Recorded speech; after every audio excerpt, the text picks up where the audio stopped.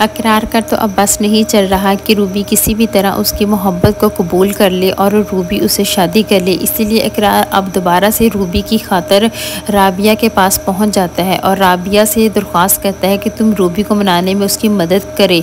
लेकिन अब राबिया उसे कह देती कि अगर यहाँ रूबी घर पर होती, अगर उसे पता चल जाता कि तुम यहाँ पर आए हो तो वो इतना गुस्सा करती कि तुम सोच भी नहीं सकते, और उसके दिमाग में तुम वहाँ पर रहते हो, यहाँ सिर्फ गुस्सा रहता है क्योंकि तुम्हारा नाम सुनते ही वो गुस्से में आ जाती है और कोई बात करना ही नहीं चाहती।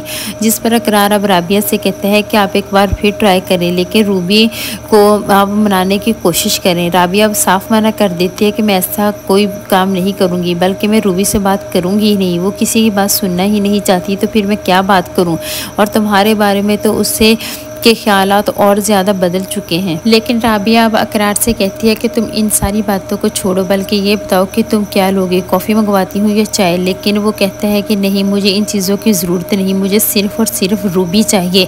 और राबिया भी अब अकरार की इस तड़प को देखती है कि वो कैसे रूबी को हासिल करना चाहता है और रूबी उसकी बात भी नहीं सुनती।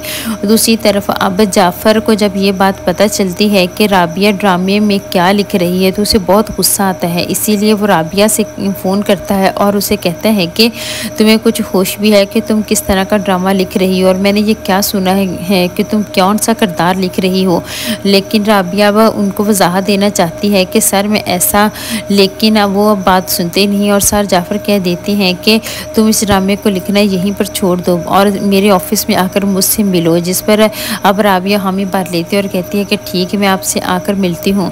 उधर अब रूबी गिरेबान पकड़ के खड़ी होती है इकरार का जब राबिया घर पर वापस आती है, जिस पर राबिया बहुत हैरान होती है और कहती है कि रूबी ये तुम क्या कर रही हो। लेकिन रूबी से कहती है कि इससे पूछे, ये आवारा और लफंगा और बदमाश है, ये जाके सर जाफ़र के सामने भी तमाशा करके आया है, आखिर इसे चाहता क्या है।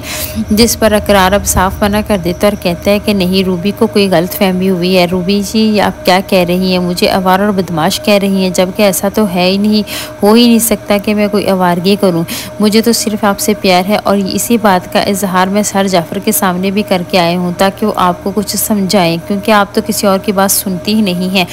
और राबिया अब उन दोनों से पूछती है कि आखिर तुम दोनों मुझे मामला बताओगे कि क्या हुआ है। जिस पर अब रूबी सारी बात राबिया को बता देती है और राबिया उसे कहती है कि अकरार तुम जाओ, मैं रूबी से बात करती हूँ। लेकिन अकरार उसे कह देता है कि आज मैं खुद ही इससे सारी बात करके जाऊँगा।